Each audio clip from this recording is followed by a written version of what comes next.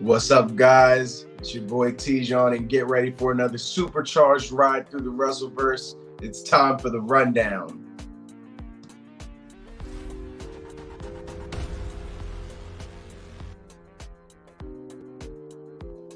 All right, so on this week's Monday Night Raw episode, man, there's a lot to go over. It was a hell of a night. Let me just say that right off the bat. But first thing we're going to talk about is definitely the KO show. You already know Kevin Owens dressing up like Steve Austin. The second thing we're going to talk about is Becky Lynch going full heel. And the third thing I want to really touch on is, Seth Rollins going crazy. Man, yeah. But like I said, there's a lot, so let's get right into it. All right. Now, look at this nonsense, bro. Kevin Owens comes out looking exactly like Steve Austin. Look at that terrible headpiece that he has on, that bald cap. He comes out doing the same stuff that Steve Austin does, all the antics, everything, just mocking him, doing, what Kevin Owens does, just taunting him before their big show at WrestleMania. He even tricked the crowd into thinking that Steve Austin was going to come out, put his intro music out like two more times. It never happened, of course. He then, couldn't catch these beers that the stagehands were throwing at him, so he got pissed off and even stunned one of them. So yeah, man, it was a funny little intro. I enjoyed it. Just stupid stuff, and I loved the little bald cap. So great little intro, man, from Kevin Owens. I'm a fan. It was awesome. But first match of the night, Dolph Ziggler and Robert Roode, so the Dirty Dogs versus the Mysterios. So the Miz actually joined the commentators for this match, of course, enticing things before their match with the Mysterios at WrestleMania.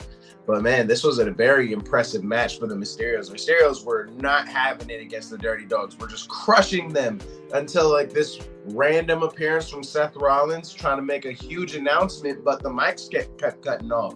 They just wouldn't let him have his shine, so the match continues. And Dominic must have heard all of the flack that he was getting, because he showed out this episode. This fight, he was killing it. Hit Robert Roode with some 619s, a frog splash to finish it off. Easy pin. Very impressive. Much better than I thought, especially after his fight at NXT, which was garbage. Don't even watch that. But definitely this one was really good. And unfortunately, Dolph Ziggler then snuck attack him with a super kick right after the match was over, and Rey Mysterio went charging after him. Couldn't catch him, ends up getting caught up by The Miz, who finishes him with his skull-crushing finale, and then takes his mask off. How crazy is that, man? Absolute nonsense. What shenanigans. Dominic has to cover him with a towel to keep his identity safe. Absolutely crazy, man. It was wild. But getting backstage, Seth Rollins gets reprimanded by Adam Pearce and Sonya Deville, telling him, you can't just be doing that. You can't interrupt a match.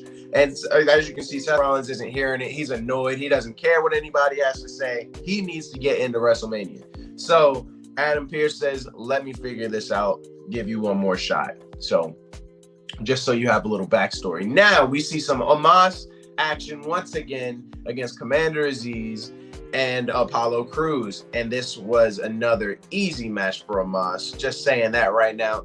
They didn't have any answers for him. We already knew how this was going to play out. Come on, man. There's nothing you can do. They did their best. They tried.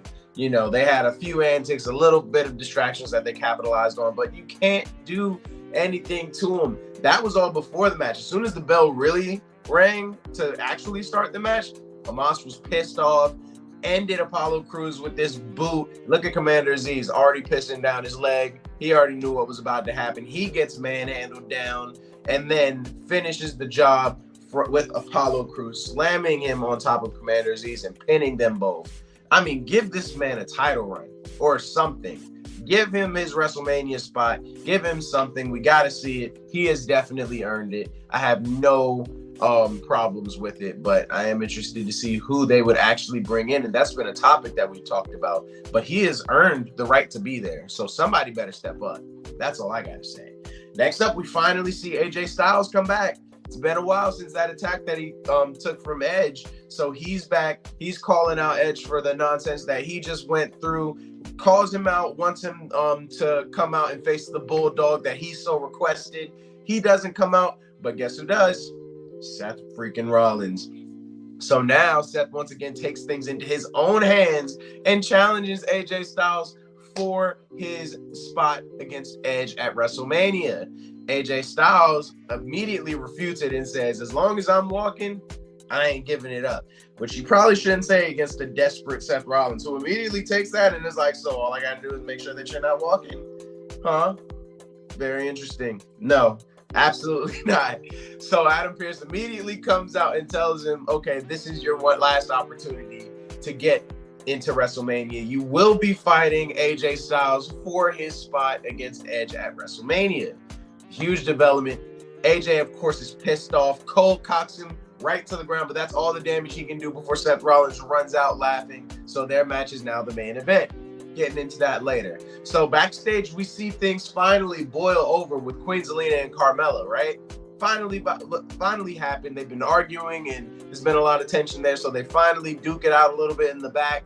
So that's just preface for the tag team match that we saw. Rhea Ripley and Liv Morgan facing Shayna Baszler and Natalya. This was another great match. Was like being dominated from the jump by Liv Morgan and Rhea Ripley. Very, very impressive fight.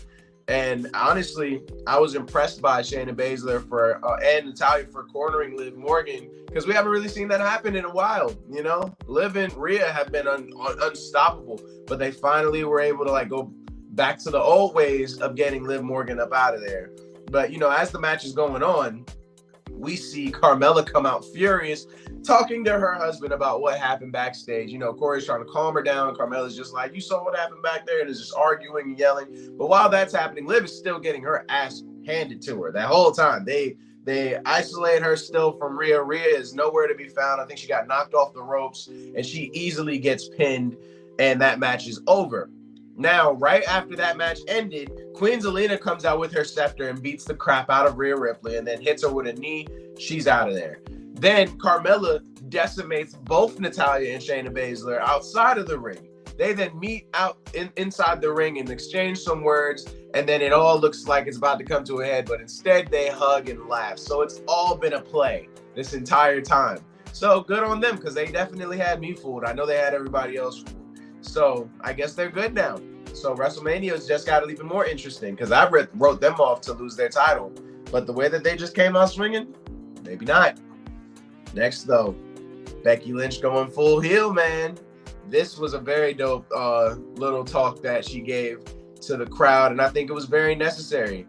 It just shows her determination. We've seen how she's been this whole year, calling everybody out, saying that she will do anything to keep that belt, and she has meant it. So everybody better watch out, especially Bianca Belair, because it just got real in that ring. But anyway, next up, Finn Balor versus Austin Theory. Now, this was another interesting match, man. We already know how this was going to go down. Austin Theory was manhandling him for a little bit, you know, especially since Pat McAfee was in the commentator's booth for this, you know, special guest appearance. And, you know, Austin and Pat have had that history, you know, for the past few weeks, and they had their match at WrestleMania. So he was just there as a distraction for the most part. But Austin Theory was pissed, beating the crap out of Finn.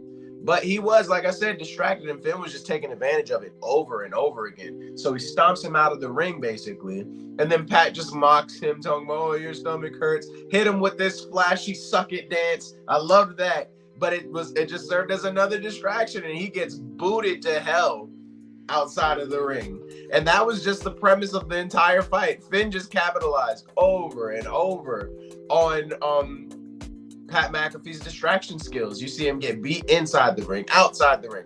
Any momentum Austin Theory had, and he had a lot. There were plenty of moments where he was beating the crap out of Finn. And we've seen that in previous weeks, but the X factor in it all was none other than Pat McAfee. He just kept his attention on him. Anytime he was about to put the match away, Pat was right there. And after one last distraction, Finn rolls him up in a pin, cradle, over with. And Austin Theory was pissed. I mean, Finn better give him a check or something, because Finn really does owe Pat McAfee that match.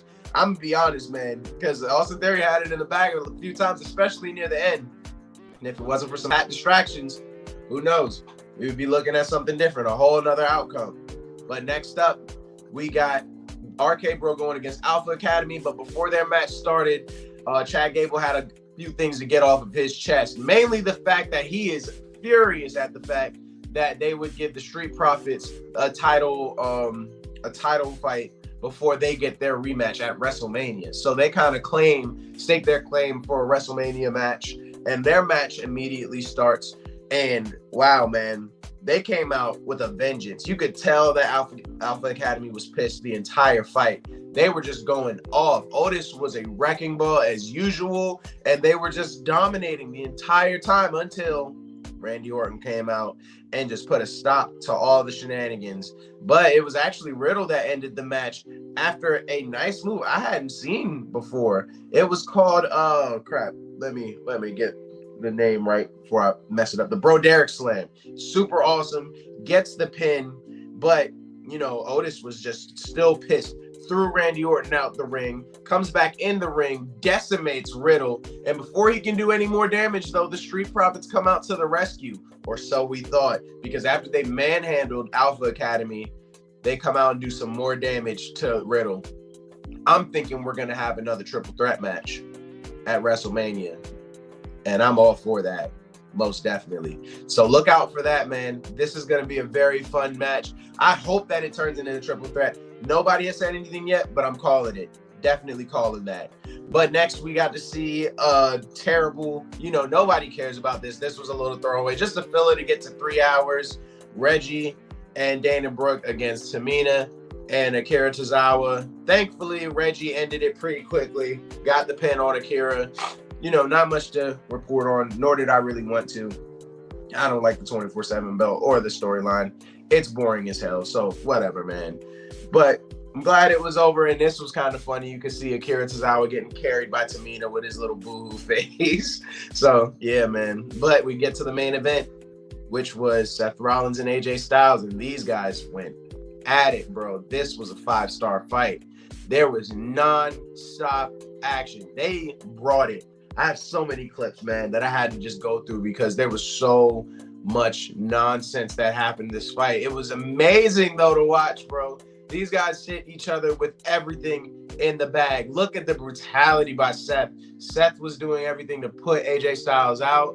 AJ was coming back doing everything that he could. Tried the phenomenal forearm several times and couldn't hit it. Actually, this was one that he missed and ended up hanging off the ropes. It was crazy, man. Seth Rollins diving out the ring onto AJ. But he even stopped his ass whooping for a little bit and told AJ to his face, this isn't personal. I actually like you, but I need you to go be with your family because I need this. And he starts slapping AJ, and AJ just wakes up finally, and that pit bull kind of starts coming out. I'm still not sold that the pit bull is there yet, but he did lay an ass whooping on Seth for a little bit. Gotta say, if I'm being honest, it was some flashes of it, and this was probably the move of the night, man. He counters getting thrown into the corner in a buckle bomb and actually suplexes Seth Rollins into the corner.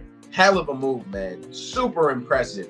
But right before he hits Seth with that phenomenal forearm, he gets hit with a super kick. He recovers, tries to hit him with another one, but ends up getting smacked in the back twice with a steel chair by none other than Edge. And that's the fight. Ends in DQ, and the announcers say that AJ actually will keep his belt. Keep his spot at WrestleMania. And Seth Rollins is furious, and rightly so. He takes the mic and says that this is bullshit, and then immediately goes on a tirade, ruining anything that he could find, throwing barriers, flipping tables, screaming at the cameras. It's honestly, I understand. But man, yeah, I don't know what he's gonna do. He even put some ominous words out there saying, next week there will be no Monday Night Raw if he doesn't get his WrestleMania moment. Those are some strong words. So let's see what happens. Let's see if they'll bend to Seth Rollins. The whole crowd was cheering for Cody, chanting Cody, because everybody knows Cody Rhodes is back, or so we think. But Seth Rollins even kind of addressed that earlier and said, that's nothing but rumors. So we'll see what happens, man. But like I said, bro, this was a whole lot to digest for one episode. Even though it was 3 hours, man, it was a lot, bro. They really used all the time in the world for that. But I'm gonna wrap it up, man. Here at Take It to the Ring, you know we like to give each fight card a rating. 5 is fight forever. 4, this is awesome. 3, you still got it. 2, what? And 1, boring. Don't watch. Just watch me or watch some of my guys because we're gonna do it better. Whew, boy, this was a 4. Definite 4. Damn near a 5. It was so much action, so much story. My only critique: stop putting the 24/7 people in the goddamn show. I'm sick of it. Leave them out of it, bro. It's boring and I hate it. It's annoying. It's so it's just a filler. It's like the clowns that run through the circus. Just move. Let these guys fight, bro. It's so fun. And I love the developments. We're only 2 weeks away from WrestleMania, bro. It's gonna get crazy. I'm so excited, bro. I'm so very excited. So I'm counting down and I'm loving how these promotions are going. But yeah, 4 stars, most definitely. And I see a comment saying 5. I see you, Nadula. I can't give it that yet, but it is close. But if you like what you see here, take a moment, leave a comment, like, share, subscribe. And for full-length podcast reviews of your favorite wrestling shows, check out the All Real Crew podcast, of course, at Take It to the Ring, or join us for Quick Ass and Coffee. You know, Lady J does an excellent job as well, man. I love this episode. Love doing this for you guys. So, yeah, man, keep checking us out. We got a lot more content to come. But until next time, guys, this is TJ or T-John, whatever you want to call me. Keep it real.